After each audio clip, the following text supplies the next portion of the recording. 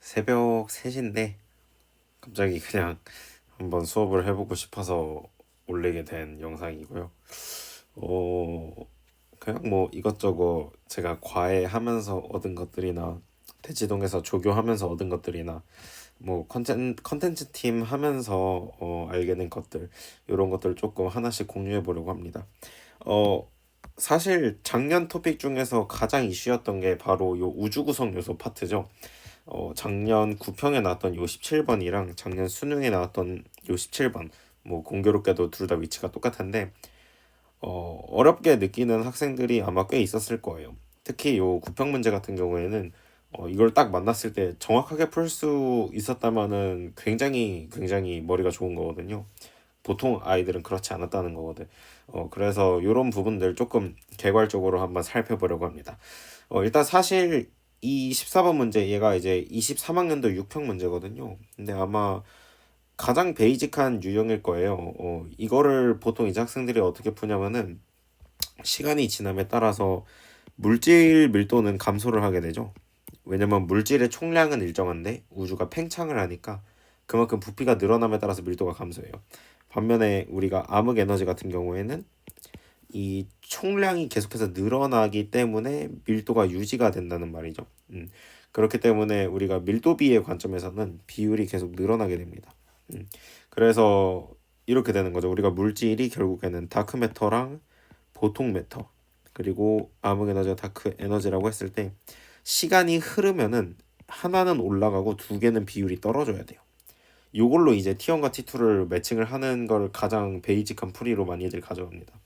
그래서 만약에 T1에서 T2로 흘렀다, 시간이 흘렀다, 이렇게 생각을 해보면은 A는 감소했고요, B는 증가했고요, C는 감소했으니까 아다리가 맞았어요. 왜냐면 우리는 두 개 떨어지고 하나 늘어나야 되는데 그게 맞았어. 그러면은 이게 답인 거예요.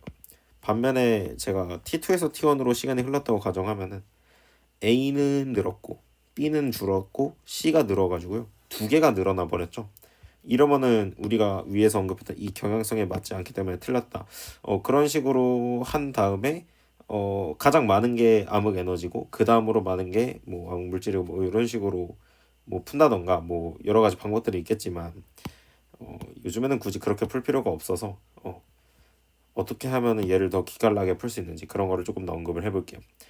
자, 일단은 작년 6평에 나왔던 16번 문제인데 이놈이 조금 특이한 거는 니은 그래프가 상수함수로 나와요. 즉 다른 말로 하면은 B의 밀도랑 C의 밀도가 항상 어느 정도 같은 비율을 유지하고 있다는 거예요. 그게 얼마인지는 자세히 몰라 아직은. B의 밀도랑 C의 밀도가 뭐 A 대 B라고 했을 때 이 값이 시기에 따라서 변하지 않는다는 소리예요. 예를 들어서 T1일 때도 A 대 B고, T2일 때도 시간이 더 흘러서 T2일 때도 A 대 B고, T3일 때도 A 대 B니까 결국에는 이놈들이 밀도를 어느 정도, 비율을 어느 정도 유지하고 있다는 게 굉장히 중요한 거죠. 이거는 당연히 물질 두 놈입니다. 보통 물질이랑 암흑 물질이에요. 우리가 시간이 지남에 따라서 우주 구성 요소의 밀도가 어떻게 변하는지를 살펴보면은 그래프를 이제 이렇게 그릴 수 있죠. 암흑 물질이 이렇게 떨어지고 보통 물질이 이렇게 떨어지잖아요. 근데 이놈들이 어떤 시간에서 보더라도 이거 대 이거의 비율이 A 대 B로 일정하고, 이때도 A 대 B고, 그 다음 이때도 A 대 B고, 시간이 충분히 흐른 이때도 A 대 B가 항상 유지가 된다는 소리예요. 당연히 다크 매터가 보통 매터보다 많을 거고요. 그렇기 때문에 현재 니은은 1보다 작다라는 조건이 있어서 분모가 더 많으니까 다크 매터, 그 다음에 C가 보통 매터, 뭐 이런 식으로 푸는 건데요. 우리는 이제 이 A 대 B라는 비율이 얼마인지 알고 있으면 편하다는 거예요. 그게 대략 5.5 대 1 정도 됩니다. 다크 매터랑 보통 매터의 비율이 아마 정확히 5.5 대 1은 아닐 거예요. 아마 5.4 몇 대 1일 텐데 거의 5.5 대 1로 퉁쳐서 풀어도 되고, 평가원이 적당히 그 정도 수준에서 반올림해서 적용하는 것 같습니다. 그래서 이게 5.5 대 1이라는 거를 우리가 알 수가 있어요. 그래서 이 숫자를 그냥 외워놓으면 조금 더 편해요. 해서 사실 이것도 5.5분의 1이었겠죠. 그렇게 생각할 수가 있고, 이걸 알고 있는 상태로 17번을 간다던가 14번을 가면 이제 조금 더 보이는 게 많아요. 14번을 먼저 한번 보겠습니다. 이제 우리가 아까 원래는 두 개가 떨어지고 하나가 늘어난다 이렇게 풀었잖아요. 근데 그렇게 풀 필요 없이 그냥 5.5 대 1이 되는 거를 하나의 시점 안에서 찾아봐. T1에서 5.5 대 1이 되는 걸 찾아봐요. 찾았어. 얘랑 얘가 대충 5.5 대 1이야. 아, 이거 못하겠어요. 그렇게 생각하지 마세요. 계속 보면 보여요. 예를 들어서 T2도 봐봐. 여기서 5.5 대 1인 거 찾아봐. 이렇게 두 개예요. 그래서 5.5 대 1인 거의 비율에 따라서 5.5인 A가 다크 매터고 C가 보통 매터니까요.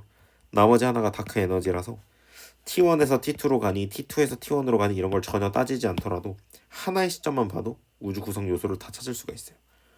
그거를 17번 문제도 적용을 해볼 거예요. 근데 이 문제에서 중요한 포인트는 사실 우주의 크기가 은하간 거리를 나타내는 척도이다. 이 표현이 되게 중요해요. 사실 이제 우주의 크기라고 하는 게 허블 상수의 역수에다가 광속을 곱해서 구하는 거를 보통 알고 계실 텐데, 물론 이것도 정의 나름대로 좀 많습니다. 이게 뭐 허블 지평선 얘기하는 건지 입자 지평선 얘기하는 건지 뭐 어려운 얘기는 하지 말고요. 아무튼 이런 식으로 알고 있는데 저게 정확히 뭐를 얘기하는 건지를 애들이 몰랐어요. 그러니까 무슨 말이냐면은 저게 진짜 어떤 구의 부피를 말하는 건지, 우주의 크기라는 개념 자체가 어떤 구의 부피를 말하는 건지, 아니면 구의 반지름을 얘기하는 건지, 뭔지, 뭐 건널비인지, 그런 거를 우리가 따로 교과서에서 정의를 하진 않았었기 때문에 잘 모르는데, 여기서 지금 은하간 거리의 척도라고 했기 때문에 사실상 이제 뭔가 구의 반지름 정도로 적용을 해서 생각을 해주자고 조건을 깔아준 거나 다름이 없어요. 그래서 예를 들어서 이렇게 생각할 수 있죠. 원래 우주의 크기가 R이었는데 시간이 지나서 이 R로 바뀌었다고 쳐보면은 이 경우에 우주의 부피는 8배가 되는 거죠.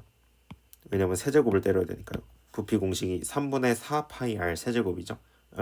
그러면은 우리가 밀도의 관점에서 보면은 밀도는 부피분의 질량인데 이 부피가 8배가 되면은 밀도는 8분의 1이 되겠죠. 그쵸? 얘가 8배가 되면은 얘는 8분의 1배가 되겠죠. 그래가지고 우리가 결국에는 이 우주의 크기라는 것과 이제 우주의 밀도가 반비례하는데 세제곱 관계로 반비례를 하는구나. 그런 식으로 이제 생각을 해줄 수가 있다는 거예요.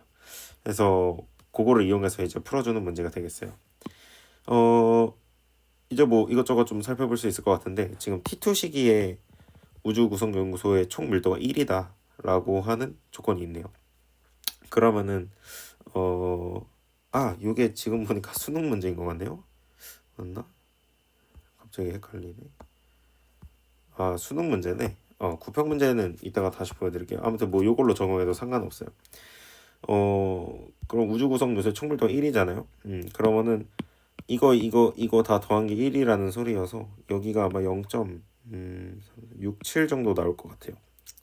그러면은 이 상태에서 A, B, C를 그냥 찾아버릴 수가 있는 게 그냥 5.5 대 1 비율이 되는 거, 말이 되는 걸 찾으면 돼요. 제 눈에는 얘를 1이라고 하면 얘가 5.5배 정도 되는 것 같아요. 그래서 얘가 다크 매터고, 그래서 얘가 보통 매터고, 나머지 하나 남은 게 다크 에너지. 근데 다크 에너지는 항상 밀도가 일정해야 되죠. 그래서 T1에서도 0.21이에요.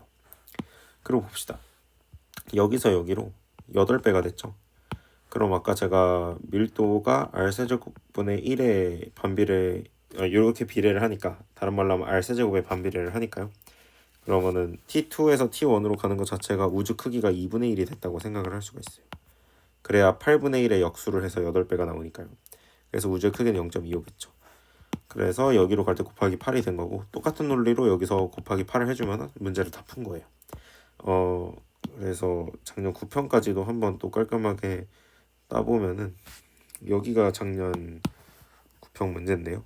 얘도 우리가 그냥 똑같이 적용을 해볼 수가 있습니다. 자, 한번 보면은 지금 현재 우주 구성 요소의 총 밀도가 1이라는 말이 있잖아요. 그러니까 그냥 이거 세 개 다 합쳐서 1이라는 소리고, 그럼 얘가 0.68이에요. 여기서 ABC를 찾는 방법이 세 가지가 있어요. 첫 번째는 암흑 에너지의 밀도가 시기에 따라서 변하지 않는다를 이용해서 0.68로 계속 일정한 이 녀석이 다크 에너지다. 그럼 그 다음으로 많은 게 다크 매터고, 그 다음은 보통 매터겠죠. 이렇게 찾는 방법이 있고, 두 번째는 그냥 우리 사실 현재를 알잖아요. 현재 암흑 에너지 이 정도 되는 거 알고, 나머지 제일 많은 게 다크 매터, 그 다음으로 많은 게 다크 매터, 그 다음에 보통 이것도 알고, 이렇게 찾을 수 있는데, 사실 만약에 이게 없었다 치더라도 얘랑 얘가 5.5 대 1인 게 보여야 돼요. 그래서 얘가 다크 매터고 얘가 보통 매터고 다크 에너지고 0.68이고 이렇게 되겠죠. 다음 논리는 똑같아요. 우주의 밀도가 R제곱 분의 1의 반비례, R제곱의 반비례. 그렇기 때문에 여기서 2분의 1이 됐으니까요. 얘네들은 8분의 1의 역수를 곱해주니까 곱하기 8이 돼요. 그래서 얘는 0.40이 될 거고 0.27에는 8 곱하면 2.16이 되니까요. 이런 거 가지고 노는 게 작년에 뭔가 트렌드였다. 이 정도로 생각하시면 될 것 같아요. 해서 이렇게 우주 구성 요소 관련한 여러 가지 스킬들을 한번 알아봤는데요. 다음에 또 다른 소재 가져와서 빠르게 또 다뤄보도록 하겠습니다. 수고하셨습니다.